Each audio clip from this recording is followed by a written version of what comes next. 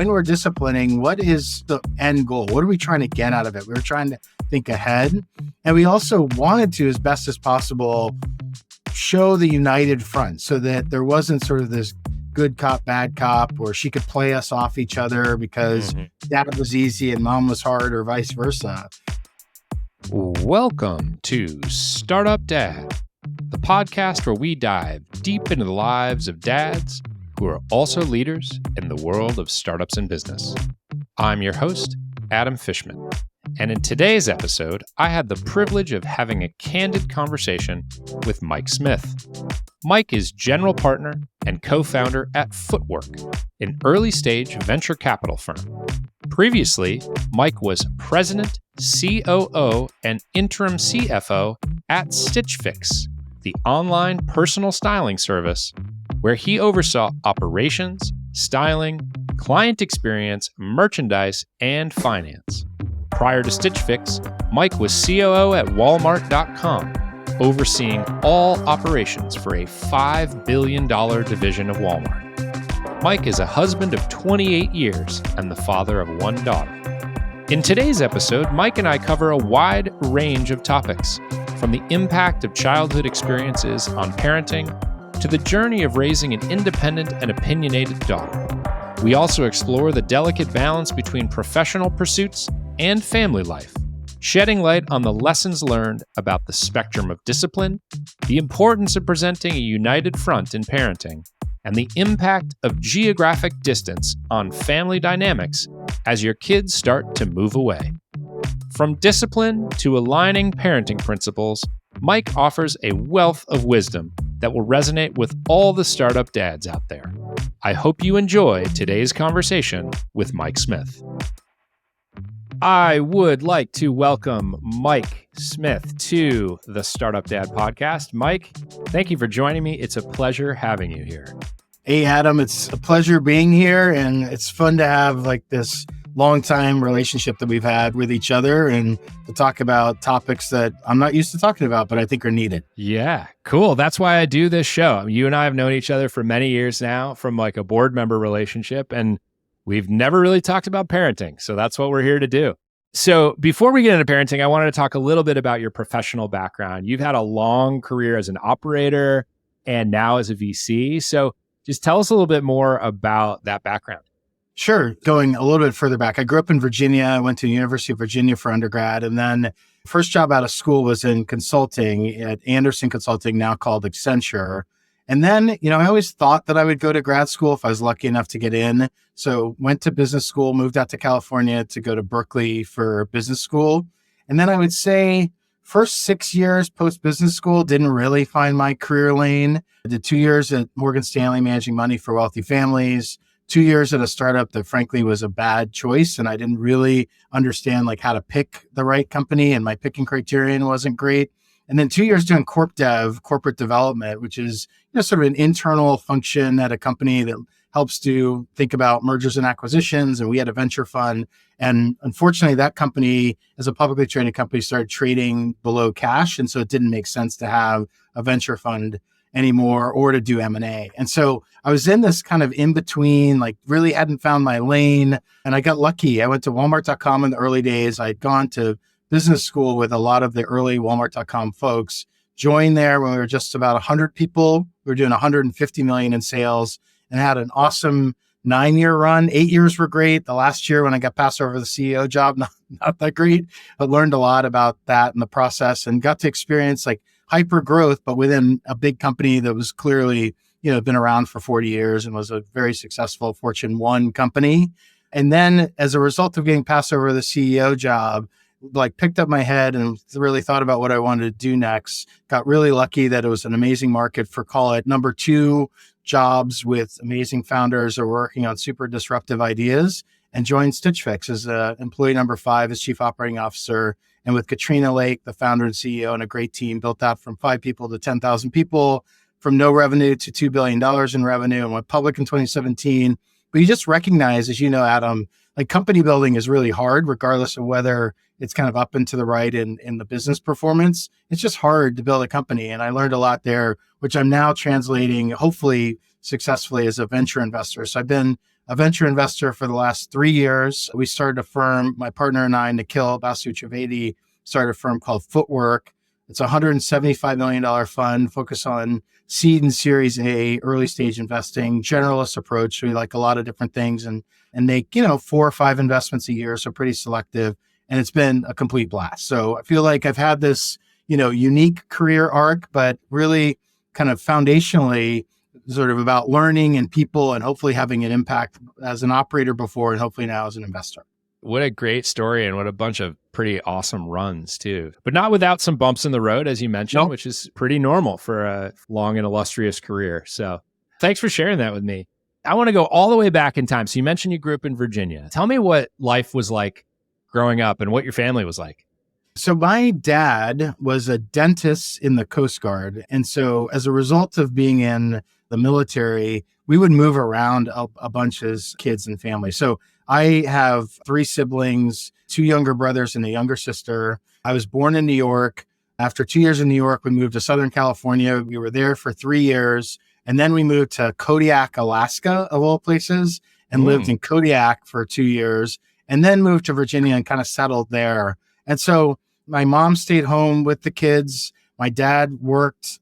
They were somewhat traditional. I don't even like using that word because I feel like it puts people in boxes that, boxes hopefully are starting to break down as we have gotten to different generations. But my mom stayed home and sort of did most of the parenting except on discipline. Like my dad sort of took lead on disciplining us, and we were active kids. Like all 4 of us played sports.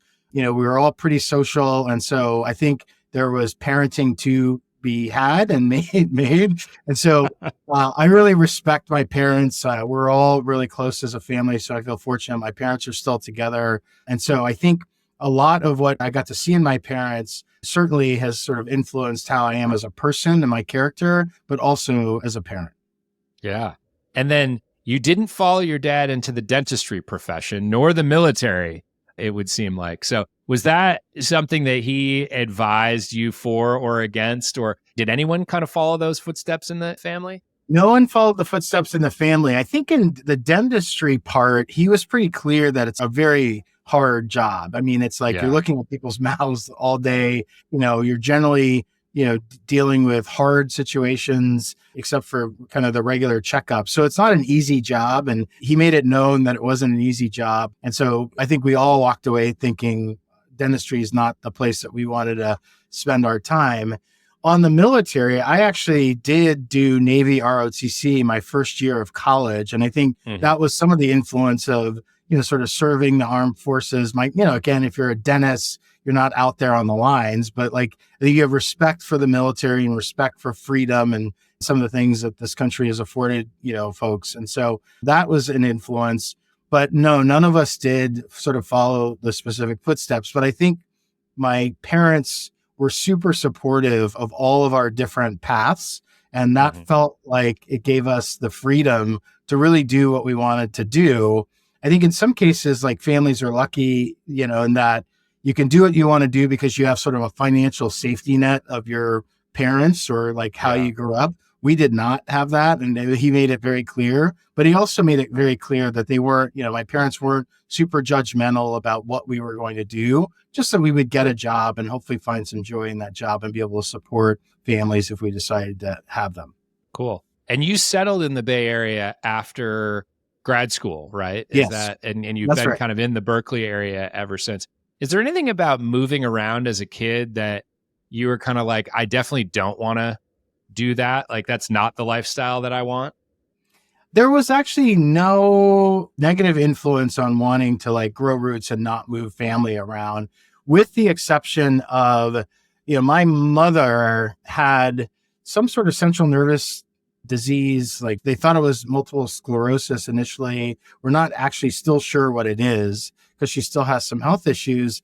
And having the stability of like kids in high school and middle school in particular, not changing schools, not having to have new friends when you're dealing with like health issues, it was helpful. And so my dad got an opportunity to move to Connecticut and be at the Coast Guard Academy. And we very intentionally as a family said the ages of these kids are not the time to move them out of high school and middle school to New London, Connecticut, because I have this job. And so he commuted, which puts pressure, different kind of pressure on your family. But the reality was it did that time and my mom's health influence like, hey, if we can keep together as a nuclear family while our daughter is in middle school and high school, then I think there's real benefits to that as they're really developing into their own skin. All right. So you mentioned your daughter. So let's go all the way back in time. Tell me a little bit about your family. You have a partner, you have one daughter. How did you and your wife meet each other? So it's a little bit sort of white picket fences in the story, but I still love it. So my wife and I are high school sweethearts. We went to prom and homecoming together our senior year of high school. We met our junior year of high school. We're just friends junior year and then got to dating our senior year. And then we dated for a year and a half of college. And then I had a lot of growing up to do. And so she decided that she would let me do that alone and sort of said, time for you to grow up. And so she broke up with me my second year of college. And then we were just friends for 4 years, really, really good friends. And what happened during that time is I think I grew up, I learned sort of what sort of good friendship and good partnership actually looks like. And then strangely, I think it's strange, she called me in our early 20s after having hiked in Europe and said she had an epiphany that we were going to get married. And I hadn't talked to her in like 9 months. And so she called and said, hey, I know this is a little out of the blue, but I had this epiphany and we're going to get married. And I was like, whoa, I'm dating someone else. We haven't talked in like almost a year. She goes, that's fine. Just call me when you're ready to reconnect and we're going to get married. And so like maybe a few months after that, we started dating again. And then a year and a half after that, we got married. And we've been married for 28 years after knowing each other for 36. So it's like, it's not as like high school sweethearts, no break in the motion, but it is still fun to be, sort of still really enjoy your partner having known each other for as long as you have. And it does influence, parenting because she got to see me when I needed to be growing up in these like 16 to 23-year-old years. And so we can get into that too, because it does influence, like she knows what a good me look like and not a good me look like. And it has influenced like how we think about kind of parenting and living with our daughter. That's amazing. And thank goodness she had that epiphany, right? Because I know. She willed it into existence. She did. Yep. She manifested it. It was great. So you do have a daughter. Tell me about your daughter, because you're kind of becoming an empty nester in the process. It's happened already. You're sort of there. Yeah. So I'm very curious about this situation. Sure. So our daughter is 21 years old. She turns 22 in March. She came out of the womb, I would say, saying, hey, parents, I know you're not paid for this, but I'm going to give you a run for your money and you're going to earn it every day. I love that. Much she has made us earn it every day. She's just a very social person, a very opinionated person, a very thoughtful and intentional person. And all of these things sort of come together she was not the easiest to, parent as she's growing through her younger days and adolescence. But we believe strongly, and she's already showing this, she's going to be an amazing adult and going to help change the world. And so I think having kind of the vision or the hope that the vision was going to be, while we have to work for it and she's going to make us work for it, up until she's an adult, like, the core values and principles of hers that hopefully we can kind of imbue some of that into her, hopefully will show up in what an amazing human she is already, and she will continue to be. And so, yeah, she's 21. She started just as a symbol of like, you're going to get a run for your money. She started walking at 7.5 months. And she had no hair and she kind of looked like a boy. And like, she was like running around our church and stuff at like 7.5 months. And people were like, what is this? Like, it didn't look like anything human or normal. And so anyway, and she didn't talk till late because she was learning sign language and used sign language a lot to communicate. So it was just fun to kind of see people process like this little kid running around, but she's finishing college this May, and we're really excited about kind of her future. Cool. And does she go to college around here, or is she somewhere else entirely? She is somewhere else entirely. She declared pretty early in our journey, at probably age 11, that she wanted to be as far away from her parents in the contiguous U.S. as possible. So she went to school in Washington, D.C., All right. again, right outside where Kelly and I grew up. But she wanted to try a different experience. We're really proud of her because she wanted to get out of the Berkeley bubble, experience people with different points of view, which is, again, harder to find in the East Bay, I would say, For sure. and wanted to kind of experience a different part of the country. And she's done that. I think because she is a kid that her high school senior year was the beginning of COVID, and then freshman year was like shut down COVID. I think like being that far away and not having family support was really hard on all of us. So she developed a lot more grit and resilience, I think, as a result of COVID, hopefully as a result, like lots of us have. But I think for, an 18, 19-year-old kid to have to be that far away and have to go through that was definitely hard for all of us. Interesting. Yeah, we'll come back to that. So given that she made you and your wife really work as parents, did that factor into the decision to only have one kid, or was that always kind of in the plan, or did she did she beat you into submission? It's a good point. We wanted more kids. We had a hard time with fertility and having a second kid. And so after trying, we felt like she was a miracle in our quest to have kids. After trying and not being successful in having a second kid, we said like one is a real blessing and felt lucky to have her. There may have been sort of outside forces that were like, you guys can only handle one and this one, but we feel grateful that we had the one. But yeah, we definitely my wife she had 2 siblings. As I mentioned, I had 3. So we came from bigger families and we're hoping for that. But I think the reality was it wasn't in the cards for us, but we feel really lucky to have her. Yeah. And as you mentioned, even having one kid is a blessing. So yes, even if that kid makes you want to pull your hair out when you're younger.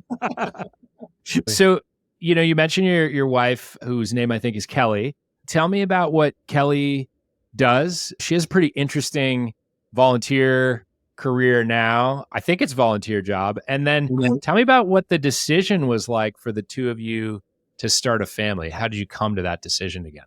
So Kelly went to college, like I said, about an hour and a half from where I went to school. Her first job was working on Capitol Hill for the Senate Budget Committee back in the day. And then when we got married, sort of my job and movements in my job kind of led our decision-making about where to live. And then she would generally would work hard to find a job in those areas. So first job, when we moved to New York, she worked in PR for a movie production company, and she loved that. Then we moved out to California, and she worked in HR at a Big 6, now Big 4 accounting firm. And then she worked in an early stage company as a marketing leader. And then she decided to stay home with Marley for, I think, the first probably 9 years of Marley's life, 10 years of Marley's life. And then she got inspired by the school Marley was at to go back and get a teaching credential and become a 4th grade teacher. So that second career move for her was amazing because she taught for 11 years at an independent school in the East Bay. She was an amazing teacher. She loved her students. She loved the school. And then, later during COVID, because COVID was hard for everybody, it was like really hard on teachers and parents of kids at one age, she decided to retire. But in the last year, she has felt a calling to do this volunteer work. So she teaches at San Quentin, the prison, once a week. She teaches English there. About 10% of the population there is eligible to take college classes, like community college classes at the prison, at the facility. They have a community college curriculum, and she's one of the volunteer teachers there. And I think there's 2 things. One, I think she loves teaching and so missed that. And 2, she just has a very strong bias towards social justice and giving back. And so it's been a nice combination to be able to work at San Quentin and to do that work because it's aligned with kind of what gets her fired up and inspires her.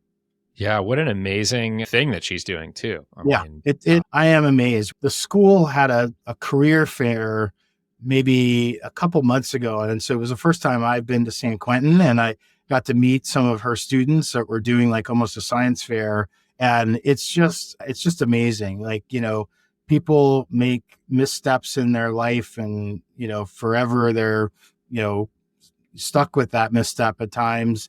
But the students that are in her classes are really inspired to learn. They're eligible to get out at some point, and to see kind of students that are engaged and really want to mhm. learn, it's definitely different than like fourth grade students that were at times Sure. like distracted and not as Yeah. interested. But most of her students are really, really interested in learning, and it's fun to meet some of her students and kind of see all the amazing programs that San Quentin is providing to Yeah. the folks there. Wow. Well, kudos to her for doing that work. It's super important. Tell me about the decision for the two of you to start a family. It sounds like it was a bit of a journey, but was Yeah. that something you kind of always knew you wanted a family when the two of you got together in the, decades before when you'd been friends? Or, was that a conversation you had to have in the run up to getting married or afterwards? Yeah.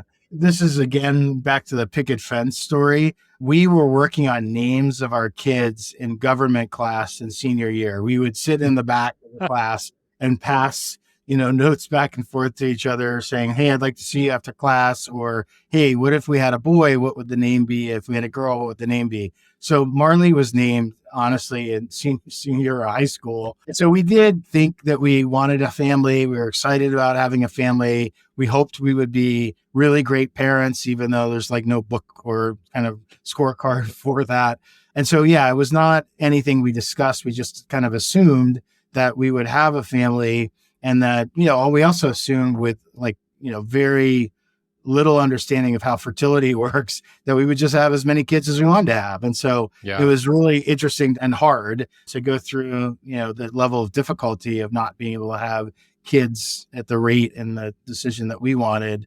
But no, we were always kind of hoped that we would be lucky enough to have a kid or two. Wow. And naming them back in high school. That's some Yeah. incredible foresight. So, your daughter's born almost now 22 years ago. What were you Yeah. doing professionally when she was born? Where were you in your journey that you described to me at the beginning? I was at the end of the last job before joining Walmart.com. And then I joined Walmart.com in her first year. And so I was kind of a middle manager, doing well in my career, but definitely not clear on kind of the functional competency that I would be really good at. Wasn't clear on what my ceiling or floor was. So it was like in the middle of my career when I was working a lot, and I was also commuting down to the peninsula. At the beginning, I was commuting Right. down to St. Carlos from the East Bay, and then Walmart.com was in Brisbane, and I commuted down there. So a bridge trip. So it's an interesting time and a hard time to have a kid, for my professional life, because I was in a car somewhere between 2.5 to 3 hours a day, and Wow. obviously not helping with any parenting during those 2.5 or 3 hours. And then you come home and you recognize like how hard parenting is for, a young kid. And you have to immediately come into the house and be on, Yeah. because your partner has been on all day. And so like it was, yeah, it's not, parenting, as you know, is not easy. But that's where I was in my career, kind of middle manager, not much control over my calendar or schedule. And Mm. thus, like, I had to sort of have work be close to first with like 1A, 1B as it relates to Yeah. kind of work and parenting. Yeah. And when you're still sort of trying to prove yourself, right? In Yes, a somewhat new career. And so kind of finding yourself professionally, finding yourself as a parent, interesting and challenging time, it sounds like. indeed. Indeed. What would you say is the earliest memory that you have of becoming a father?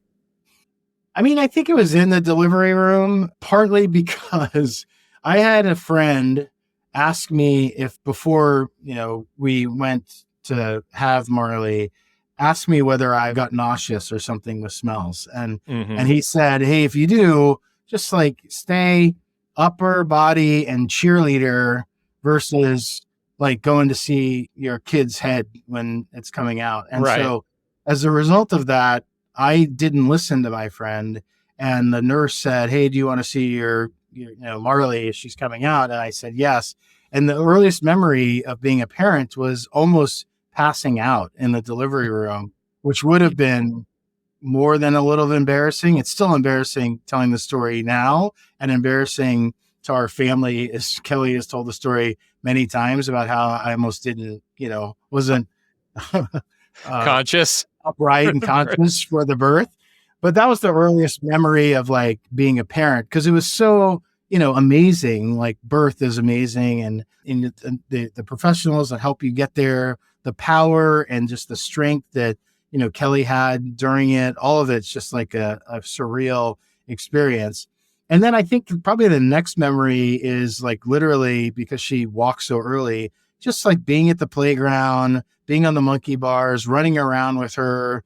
She was just a very active kid. And yeah. I have strong memories of like being out with her a lot, which were just wonderful. Yeah. And for those, by the way, who are listening to this that don't know, 7.5 months is a pretty young age to be a walking kid. Usually it's more like 11, 12, 13, something like that. But 7.5 is like, man, you just got done sitting up and now you're running. Yeah. So, I don't wish it on anyone. And it is early and can be painful. So aside from, your daughter sprinting at the age of 7.5 months, what are some of the most surprising things that you've discovered as a dad, or that you discovered after she was born? I think the obvious things are you don't have control over this stuff. So like learning to be flexible, learning to be open to changing your routines. I think that's been the most surprising thing, is like how flexible you have to be. If your young kid is having a temper tantrum or whatever, and like changes of like whether you're going to go out or not, or where you're going to go, like being flexible with that. But then there's just like, you might think your kid is going to be great at a certain subject and they're just not. And learning to be flexible and loving and seeing where their gifts are is another part of, I think, being hopefully a good parent, is not forcing or hoping for your agenda for them on them, because, they are their own, being, and they're going to be who they are. And I think, you have some control over, I think, core values and principles, but there's a lot you don't have control over. And so I think that's the thing has been my biggest learning and understanding of parenting, is try to be flexible and be open to kind of managing what you have and kind of where you are as a family. Yeah. And then would you say your daughter is more like you or more like your wife? Yeah, this is a hard question, because there's a very clear answer. She is like 99% me. Okay. And that's where this like dating in high school, where I can't hide from it, because Kelly knew what I was like in high school as Marley was going through her 15, 16, 17-year-old years. Marley knows, our daughter knows she's a lot like me. And so she, in kind of our, debates, will say, but I'm just like you, Dad. That's why this is hard. And so it's not even close. She is very much like me. And I think there's a lot of, amazing things about that and me. And obviously, like, we all have, warts too. There's a lot of things that I'm not proud of who I am and what I was like, that, have been harder to parent. So when she's acting like me on a challenging way, my wife will turn to me and be like, you got this, because that's you, like, this is how you are. So, and then, sometimes this is like you, I didn't really worry about as a kid and don't worry about as an adult, but my wife does. And so that's where we have good conversations as a family of like, it might not have, affected you negatively in your adult life, but it still needs to be parented, even though you weren't parented that way. So, right. Oh, that's a really good point. Yeah. The way you were parented and the way you think it turned out great versus the way you need to parent your kid, especially if they have similar kind of characteristics and attributes that you did as a kid. It's nice that your wife turns to you and says, hey, you got this, as opposed to, hey, this is your fault. There's a little bit, to be clear, there's a little bit of like, whether it's explicit or implicit, there's a little bit of like love. You made this thing. You made this thing. Totally. So on that note about recognizing and having to parent when maybe, it felt like, it didn't affect you as you were growing up. Do you have any particular frameworks or guardrails or anything that you've established, you or you and your wife together, about how to be a successful parent?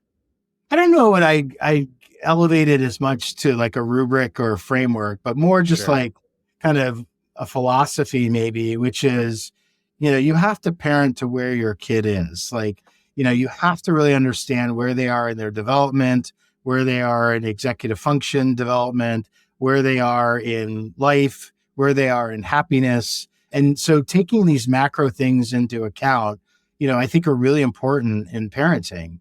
Asking a lot of questions, I think, to try to understand like what's going through their head when they're able to articulate it as they get, into their early teens and now early adult years.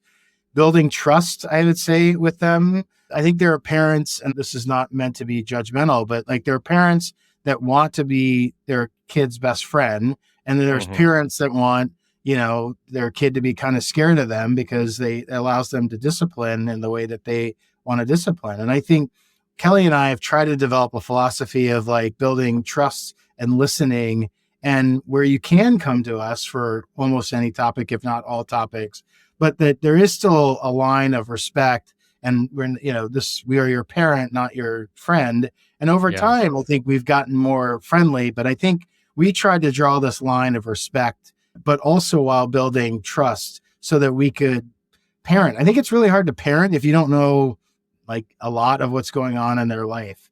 And I think we also had a lot of good fortune that, we had a house that her friends and she liked to kind of come back to. And so you could see like how she interacted with her friends. You could build trust with her friends to sort of allow like, are you hanging around the right people? And I think that was sort of a lucky good fortune gift that we had of having sort of our house be a place that people, her friends felt comfortable kind of hanging out at. Yeah.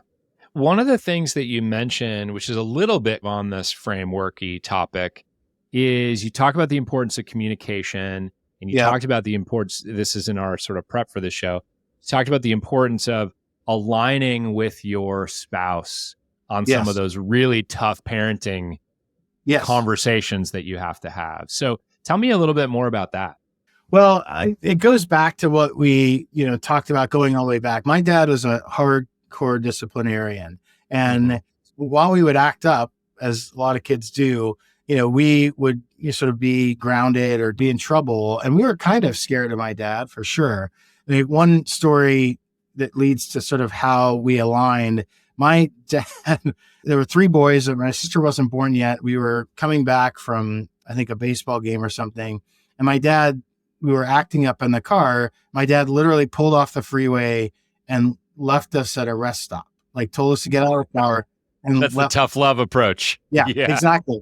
Now, he drove around the corner. He could see us. It wasn't like he really left us. But my parenting techniques and discipline tend to be a little bit tough love like my dad, which is like, if she wants to leave the house, let her leave the house if she's all mad. Or if she, get out of the car kind of thing. And I think Kelly and I have learned that parenting for our kid, the way my dad did, would not likely be as successful as it was, I think, for us. And it wasn't our style either. And so we had to figure out, like, where are we on the discipline spectrum, hardcore or like laissez-faire? And we aligned on that we're, somewhere in the middle. It sounds kind of cheesy to say we're right down the fairway there, but we are, I think, in a lot of ways. And as a result of that, we approached any discipline kind of knowing that was the foundation that we were at, somewhere in between kind of tough love and nurture and teaching. And we always just thought, like, when we're disciplining, what is the end goal? What are we trying to get out of it? We were trying to think ahead. And we also wanted to, as best as possible, show the united front so that there wasn't sort of this good cop, bad cop, or she could play us off each other because dad was easy and mom was hard, or vice versa. And so we felt like aligning on these principles and then making sure that times where we had to have a tough conversation or a discipline conversation, that we were on the same page, at least in the theory of what we wanted out of that discipline. Now, what happens, as you know, is like sometimes your kid doesn't respond exactly the way you think they're going to respond to set discipline or set conversation. And then you have to like, figure it out real time. Yeah. And, those were the times where it, stressed us more because sometimes we weren't on the same page with the real time kind of conversations that we were having. And that requires then some, post-mortem where me and Kelly talk about like what I did wrong in that conversation or what she could have done better in that conversation. But I also think this is all part of like growing together in a partnership that we've been lucky enough to have for a long time. Yeah. Oh, that's great. That's great advice. I wanted to ask if your daughter's kind of grown up and she's in her early 20s now. And I'm sure as she was being born or expecting or whatever, that there was a ton of advice that you got. Yes. People get peppered with this. Like for some reason, parents, grandparents, everybody loves to dispense advice around the time that you're expecting a kid. And so I want you to think about like if you were giving advice to your younger self, let's say you wind the clock back and it's Mike about to have a kid. What would Mike now tell Mike the younger about parenthood, or what piece of advice would you give to him? I think the piece of advice that was most beneficial to me, but no one told me, wasn't any of the advice that I got, is if you're lucky enough to find a couple that is 2, 3, 4 years ahead of you in their journey, but with a similar enough kid type from a stylistic perspective, and you guys as two couples are aligned on core values and principles, it's super beneficial to have that person almost as a parent mentor. And so I would tell my old Mike is like, look, as she gets older, try to find someone that's a little ahead of you in this journey that you trust their advice and their kid is similar enough. It can't just be that you trust their advice because kids are so different. It can't just be, obviously, kids are the same, but you have different core values and principles as a family. So it needs to be similar enough core values and principles as a family, plus similar enough stylistically as a kid. And then like latch on to that person that is like just a couple years ahead of you. The biggest benefit for me was like all the things that I thought were kind of crazy in the development of your kid or our parenting or what we had to deal with were very normal to my friend that had gone through it. So he would just be able to calm me down like, no, that's normal. Don't worry about it. Or no, actually, you should be checking on that. And like he can help calibrate like how much parenting I had to do or we had to do as a family versus how much like letting them just develop into who they are. And that's the advice I would give is like, if you can find that person, and it's not easy, obviously, because it's both those elements, like core values and principles alignment, as well as stylistically or kids being similar. I love that. Find your parenting mentor. That's going to be my new mantra for people. Nice. So what about on the other end of the spectrum? If you could go back in time and tell Mike, who's being bombarded with all kinds of advice, some particular piece of advice that you should ignore, what would you have told your younger self to just like, hey, don't sweat this thing or don't worry about this thing? I mean, I think finding a perfect situation for school or for their academic career, I think kids these days are put under a lot of pressure to do, really well, however you define that academically, as early as like what elementary school or independent school you go to. And I think not really listening to the stress that other parents put on you about school choices and teacher choices and academics. I think Kelly and I care deeply about academics, or Marley does as well. But I think there's just like, too much pressure on what good looks like there or what normal looks like there. I think back to college as an example. And, I had an amazing 4-year college experience. But to graduate in college now in 4 years is very, very challenging to get all the classes you need and to be ready for your college life. And so I think, ignoring that there is like a typical path or a certain expectation for academics is what I would sort of tell parents to try to relax about. And similarly in sports, like Marley was very involved in youth sports. And I think there's a lot of pressure that kids go through if they're playing a youth sport.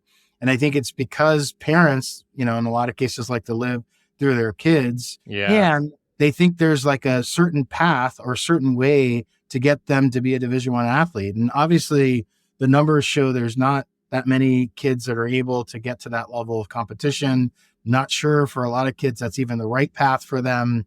And so I think trying to coach parents on like really understand your kid and don't live through your kid and try to, be open to the path that they're going to outline for themselves and not like force it into some societal pressured path. Yeah, that's a really good piece of advice. So you mentioned at the very beginning when you were talking about starting Footwork that you work with Nikhil. Nikhil is your partner. At some point, Nikhil has offered to come on this show too. So, Nice. We'll get him on here at some point. Right. But I'm really curious because Nikhil has, I think, one or two young kids. He has one daughter. One daughter. Hey, kind of like you. And I'm wondering, do you ever give Nikhil parenting advice in between your investing conversations? Does that ever come up in conversation? I do not give specific parenting advice, but he has heard so many stories about Marley over the years. I think I try to, help him understand that he doesn't have, and none of us do have full control over all these things. But, so much of this is about learning it yourself. And he is in the midst, he's in the midst of learning it himself with his daughter. Well, I can't wait to have him on and ask him this question. Yeah. I'm going to ask him if he gives you any advice. No, he gives me some, and it's always helpful. And it's good to have a partner that's in a different life stage than you that can honestly kind of extract himself out of your life stage and just give thoughtful advice. And, I think he loves our family and knows Marley and cares about us. So he gives his advice only in the spirit of love. But, he's early in his parenting journey. So you can discount some of it because he's learning too. So, I wanted to change directions and ask, and I think, you may have mentioned that there really isn't anything here, but I'm kind of wondering if there's anything that you felt like you had to give up to become a father or anything that sort of, obviously life changes a lot when you have a kid, but anything that you did a ton of or really sort of changed your perspective on the importance of after you had your daughter? Yeah. Thinking about it now, it feels like the one thing which I think is sort of a example of broader things. So I regularly play golf before having a kid. And, it was fun to be out with friends for 4 or 5 hours and then maybe go grab a drink with them or a meal with them afterwards. And pretty much after we had Marley, I stopped playing golf. And I think what the stopping playing golf is sort of an example of is like you do, if you want to be engaged in your kid's life, you do have to give up stuff that you really enjoyed doing before, perhaps, and to commit to getting to know your kid and learning to be a great parent and helping with the family chores that are different than pre-kid. It wasn't because I guess the phrase giving up, it didn't feel like something that was hard to do. And I haven't missed it one iota because there's so much joy and benefits of like being a parent that certainly outweigh, a round of golf. But I do think the idea of, in our opinion, being together and parenting together and really communicating together about it means just like if you have a diverse teams, like you have to spend more time talking about what the vision is and talking about where you want to go versus homogeneous teams. And I think parenting has a similar analogy, which is like, look, if you guys want to be on the same page and you want sort of as close to equal kind of, participation in the parenting, you have to spend time up front communicating about like what that even looks like, which then means you have to give up other things like golf as an example. But I would say that, one of the amazing joys and benefits of like having an amazing partner in Kelly is I didn't really have to give up career goals in having a parent and hopefully still feel like I was a good parent.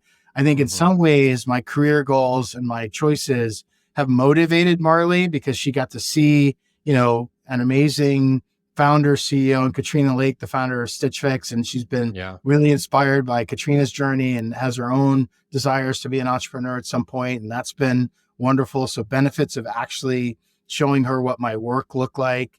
I was fortunate enough to be in a lot of different jobs that had it was okay for me to leave at 5:30 so I could get home for dinner. And I sort of expressed that up front even before I joined the company or worked with this manager. And no one really had an issue with that. It helped me structure the kinds of jobs that I actually wanted to do to make sure that I would have time to have kind of a good balance between family and work. So it never really felt like I was giving anything up. I just had to be super intentional and pick my spots of like where I wanted to work that would support those intentions. I love that. And I also like the way that you phrased it at the beginning where you said it wasn't so much giving up. Like even with golf, you didn't feel this sense of loss No. because you were supplanting it with something else that brought you more joy than playing golf did even. Yes. So, and I think that's a really pertinent piece of advice for people who even as they think about going into becoming a parent, like are worried about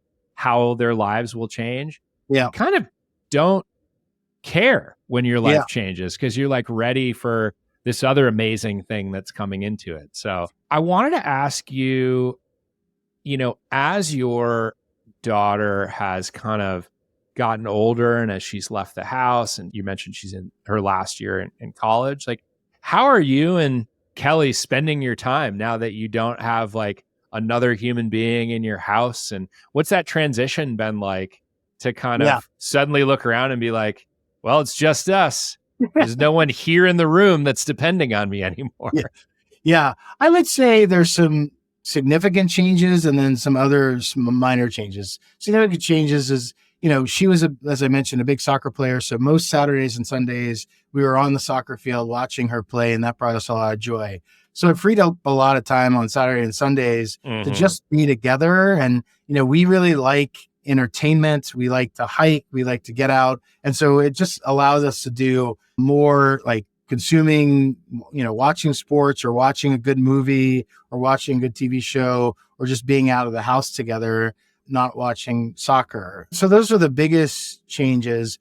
Because in COVID, she did not have an easy time. I wouldn't say the first 2 years, we definitely didn't feel like empty nesters because we had to be there for kind of the challenge of her being as far away and kind of, you know, having a grittier time, I'd say, in college.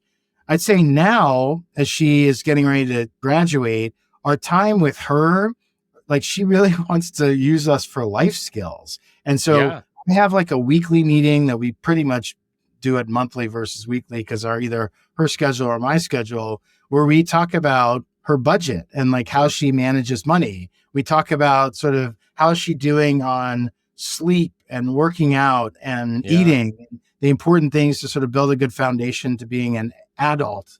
And she really wants to kind of glean from us kind of our best practices and advice on things like managing money and staying healthy. And that's been a wonderful thing to be able to talk to her about. And it's still, you know, work in progress. Like she's still trying to figure out what it means to be an adult and figure out how to manage money and that kind of thing. But it's just a fun transition to kind of see her rate of learning and her desire to learn on these adult things just be so high. And it's been lovely. But Kelly and my time has only changed with kind of weekend activities, not much during the week. Yeah, I am in the thick of that myself as I think about the calendar for this weekend. Multiple soccer games, lacrosse, etc. It's all children's sports all the time in our house. Love it. So, love it. Yeah, I love it. Yeah.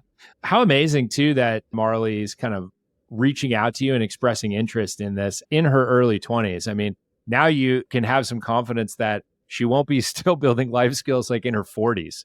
Yes, which exactly. I feel like she'll have mastered the foundations at an earlier age, which just gives her a leg up. I hope so. We hope so. We're grateful that she wants to do it. And I was that, you know, probably early 30s, still trying to figure some life skills out. So grateful that she's a little ahead of the game. That's awesome. Yeah. What would you say is a mistake that you've made as a father when you reflect on, you know, 20 plus years of parenting?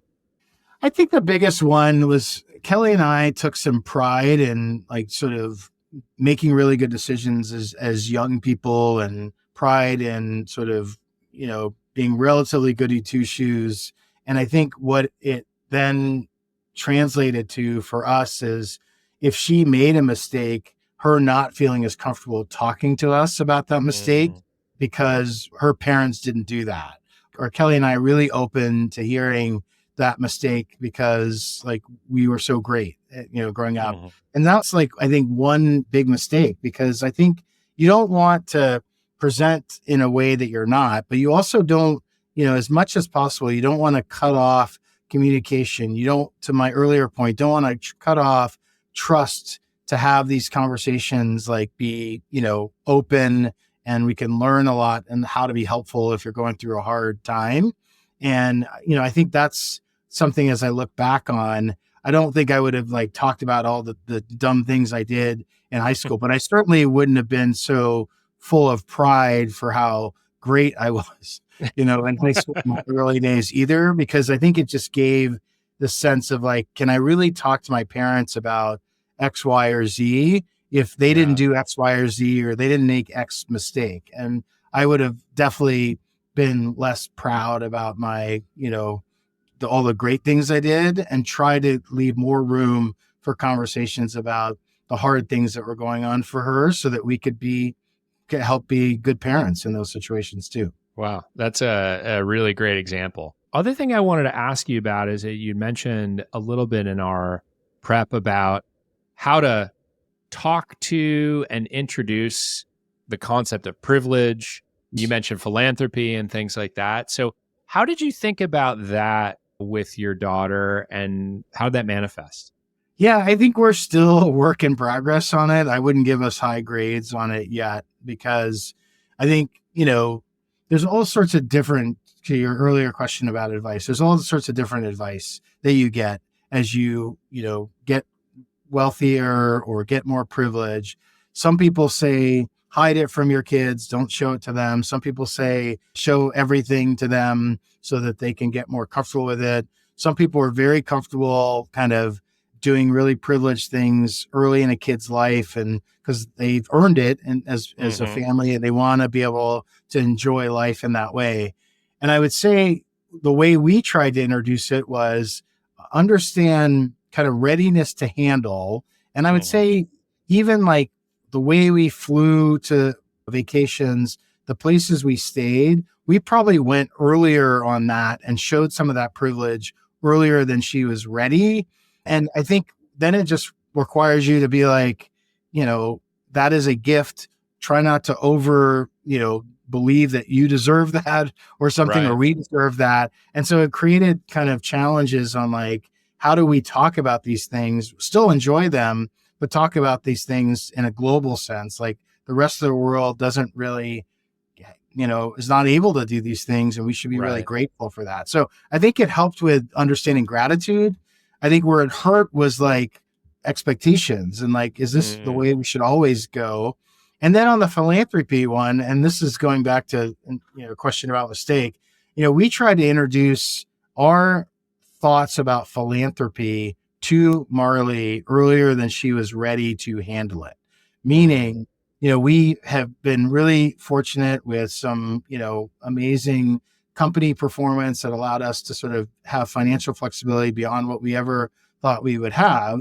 So we had decided as a family that we would be very aggressive and assertive in giving money away early in our life versus like generational transfer of money to Marley. And so we tried to have that conversation about how we're thinking about giving across our different planks.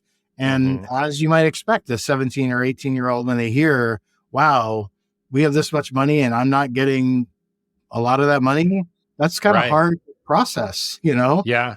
And I think, you can kind of say, oh, I respect my parents for like giving to social justice and education, and that's really notable, but like, how am I going to live? I'm broke, and it'd be great if I could have some of that money or have a leg up. And especially she's a biracial kid. And especially if like most other families are doing wealth transfer, am I setting my kid back by not providing some cushion or some early start on generational wealth giving? And so I think we're still in this inquiry of like, what's the right way to have the conversation? When is she ready for the conversation? What are the right answers for us as a family? But again, going back to the word privilege, these are privileged things that like, whoa, who's going to feel sorry for us of like how hard it is to have a conversation about how to give money away or whether to give it to your kid. Like we're Yeah. lucky that we have those choices, but I do think it requires some thoughtfulness. I've made mistakes on readiness and how to do it. And so we're still kind of in the middle of it as we speak. Yeah. And I mean, I think I agree with you that, it is a privilege to be able to have a conversation about privilege with your kid. At the same time, it's okay, I think, to feel good about, doing that, because a lot of people in your position wouldn't have that conversation with their kids. They wouldn't even be thinking that this is a thing that I need to talk about with my son or daughter or children or whatever. And so, there is something to be said about all of the privileged folks that don't have that conversation. Yeah. And then, who knows what their kids end up like. And as there's no right answer. Like some families, like the kid's never ready for that conversation because they will make bad decisions when they understand it. Some kids are ready way earlier than they have it. And it's like destructive to not be talking about this with them when they can do amazing things as a result of knowing some of the privilege. And so I think I go back to what I had said earlier, which is the more you understand kind of where your kid is and where they are kind of in their development and core values and principles, the easier it is to make these decisions of when to have the conversation, how to have the conversation. And even if you think you know your kid inside and out, it's not, give yourself some grace because you're going to make mistakes of the timing and how to have the conversation, even if you know a lot. Yeah. I often ask people in this podcast about how they feel about startup hustle culture and things like that. And you've worked at some fairly intense, demanding jobs. But actually in your position now where you're investing and counseling founders, I'm curious how you have that conversation with them, or if that comes up about balance, even if it's not necessarily family balance, but just like not burning themselves out or the right amount of work to put in at different times, depending on their kind of life situation. Does that come up in conversation with founders? It comes up all the time. And I think it's because Nikhil and I think it's an important thing to talk about with our founders. We think it's important for them to feel comfortable talking to us as the lead investor and the main person on their, cap table to talk to us about it.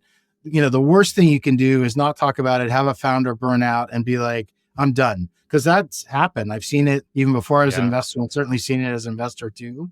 And so we talk about it a lot. I mean, the way it shows up tactically is we do say to all of our founders, like, probably every board meeting, if not every other board meeting, like ask how you're doing. How are you recharging? Where are you getting your energy from? What's your stress level? Take a vacation, like encourage people to take some time off, take thinking time instead of doing times at the office. So like take once a month where you go off on a Friday, and however you're best suited to like kind of recharge your thinking thing versus just tactically doing, try to do that. Nikhil has a scorecard that we've introduced with a couple of our teams, which is rate yourself this quarter on sleep, working out, restfulness, stress, and then set a goal for the next board meeting or the next quarter of where you want to be, and actually write down in like a notes section what you're going to do to get there, and then reviewing that the next board meeting. Like it's almost like a mental health, physical health check that we ask for certain founders to do to make sure that we're holding them accountable almost as much as we're holding them accountable to financial and operating metrics. And the reason we do that, it's not all selfless. It is like, you will burn out if you do not find ways to recharge the battery. And so whether it's like spending time with your family, whether it's running, whether it's travel, whether it's pickleball, whatever it is that kind of gets you out of the mode of like day-to-day grind of a startup and hustle to like thinking and doing and getting energy from outside, you will be better at work. You know this too. Like I was way better at work when I had balance between family and work, or when I got to see Marley or got to see some friends where I could just get like, okay, this is the meaning of it. It's like having the joy of spending the time with folks I love and doing amazing things. That's what, why I'm working so hard actually. And you can see the combination of those things. If you get just into your work and you don't even get to see the fruits of your labors, so to speak, then I think you kind of lose yourself. And so Yeah. I do think that it's really important in startup land.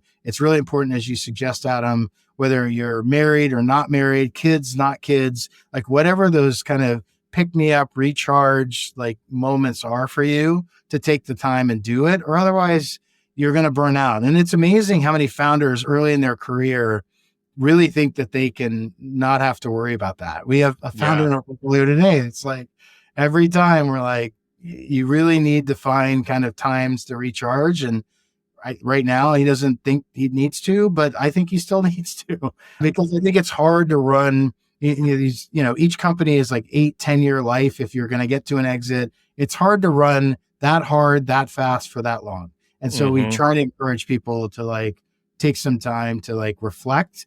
It helps them sort of make better strategic decisions, and it helps them be better at work. Like a super stressed person, in their home life, because they're not, spending the time, guess what? It shows up at work, and that's not sort of life-giving or inspirational if you're working for that person. Awesome. Well, that is a wonderful piece of advice to end on, and something for everybody to think about. So last question for you before really quick rapid fire. How can people follow along or be helpful to you after they listen to this episode? I think just sending great founders that are working on cool things that have early signs of product market fit. If you find a founder that you just think is special and working on a special, technology, whether it's consumer or enterprise, Nikhil and I are always ears for that. The best founders get referred to us, and so that's how you can be helpful to me and Footwork, is just introducing us to amazing founders that you think we should get to know. Frankly, at any stage, it doesn't matter whether they're raising money or just starting their idea, just getting to meet them and trying to earn their trust over time to potentially let us compete for investing is kind of what we're seeking to do.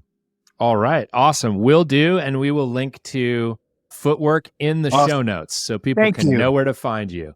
All right. Rapid fire. Here are the rules of rapid fire. There are very few rules. I ask you a question. You respond with the first thing that comes to mind, and then we move on to the next question. Sounds good. Are you ready, Mike? I am ready, Adam. Okay. First question. What is the most indispensable parenting product that you can recall ever purchasing? Wipes. Oh, good one. Yeah. What is the most useless parenting product that you can ever recall purchasing? Car seat. I know you have to have a car seat, so it's illegal to say what I just said, but I'm not really sure like the seat belt versus the car seat was that big a deal at a certain age. Yeah. Okay. What is the absolute best piece of parenting advice you've ever received? Understand your kid and parent to where your kid is. Okay. Most frustrating thing that has ever happened to you as a dad? Having another parent come up to me and saying that my kid on my shoulders was dangerous to them, even though I was holding on dearly and very focused on it. Oh boy. As I mentioned in this show, no shortage of people dispensing advice on parenting styles. When your daughter was growing up, how many parenting books did you have in your house? 0. And it was kind of intentional. We kind of felt like we were best served by friends that had experiences parenting and our own, just kind of trusting our own judgment on it. So all right. Pretty sure 0. Okay. What is the favorite age for your daughter been so far? 3, I would say, sort of past, where she can communicate with you, it seems to just enjoy the little things in life. Things aren't very complicated with friends. I'd say 3 years old, 4 years old were kind of the best years. But we also, it sounds like a cop-out, but we've enjoyed it all. She's just like an amazing kid. And so every year has its own kind of joys. Okay. But still on that spectrum, what is your least favorite age? I think middle school, 13, 14 was like the least favorite. Oh boy. age. Yeah. I'm heading there in a couple of years. Watch out. What is the most absurd thing that your daughter has ever asked you to buy for her at any point in life? I think some fancy Louis Vuitton purse or something that has been an ask. And all right. A no. Okay. An ask and a no. Is there a Disney or Pixar or other animated film that you are secretly or not so secretly a fan of? I mean, I'm a fan of Frozen. I'm not obsessive about it. I have not seen it like 10 times. But I do think it's a very good movie. Okay, awesome. I don't know how handy you are, but what is the worst experience that you've ever had assembling a kid's toy or a piece of furniture? I am not handy, and the worst was the crib for sure. Like just the number of parts and like how, important you thought it was and is to sort of have a very sturdy crib. Super stressful. I still, nightmares about it. I love that. And I agree with you. The crib that's a lot of parts. What is a nostalgic movie that you have forced your daughter to sit down and watch with you? Well, nostalgic is a stretch given this movie, but I was a big fan of this movie called Time Bandits that I made Kelly and Marley watch finally after I tried to get them to watch for many years. And then I finally just pulled the birthday present card and said, hey, for my birthday, we're going to watch this. And I think that is a movie. And I think it doesn't translate that much to today. And I'm not sure the age range really works. So they weren't that fired up about that, but that's the one that comes to mind. Awesome. I'm going to have to look up Time Bandits now. We'll definitely link to that in the show notes. Cool. How often do you tell Marley back in my day stories? I think not that frequently, but it comes up when she's being the carbon copy of what I was like in a not healthy way. So I will say, back in my day, I did this that wasn't that smart and not that helpful to my parents. And I really wish you wouldn't do this. Okay. All right. On an average week, how many times would you tell Marley, go ask your mother? Oh, we weren't the go ask your mother or go ask your father kind of thing. I would say it may have shown up once a year, maybe, because it was more, Kelly and I were very clear on certain topics, like where I had enough and what wasn't effective as a parent. And I'm like, okay, you should be back at me and I'm not going to be effective again. You should probably just talk to Kelly about that. But only in cases where we were ineffective, not as a regular course of, trying to shirk your responsibilities. That's great. We all do reach our breaking point where we're like, I need to tap in my support on this one. So exactly. And finally, even though you have but one child, do you have a potential take on minivans and whether you should or should not own one? I do have a take on it, even though we never had one growing up as a family and when I was a kid, and don't have one now. But I am a fan. They drive like cars. They're super efficient with mileage. They work in terms of, driving lots of kids around. We rented one on a couple soccer tournaments and got to know kids on Marley's soccer team better as a result of having a bigger car that could hold lots of kids. So I'm a huge, huge fan of the minivan, but I know that's awesome. Well, I have to say the pro minivan people really lay it on thick on this show. They do? So they're few and far between. Yeah, but they bring all these stats and excitement and lay it on thick. They have an effective selling strategy. So with that minivan answer, Mike, thank you so much for joining me today on Startup Dad. It's been a pleasure having you here. I will send any and all people to Footwork. And thanks for taking the time out of your day. I appreciate it. Adam, it was a great pleasure, and thanks for the great questions. And more importantly, thanks for the important work you do here, because I do think very few people talk about these topics. It's really hard to sort of parent, be a dad, and also be kind of exceptional in your job. And I think having more examples of people that are giving best practices or good advice is important. So appreciate being on the show and appreciate all that you're doing around this. Thank you for listening to today's conversation with Mike Smith. If you enjoyed the show, please subscribe, share, and leave me a review. It'll help other people find this podcast. Startup Dad is a Fishman AF production with editing support from Tommy Herron. If you're interested in sponsoring this podcast, you can email podcast@fishmana.com. To join a community of over 9,000 subscribers and stay up to date on my thoughts on growth, product, and parenting, please consider subscribing to the Fishman AF newsletter at www.fishmanafnewsletter.com. Thanks for listening, and see you next week.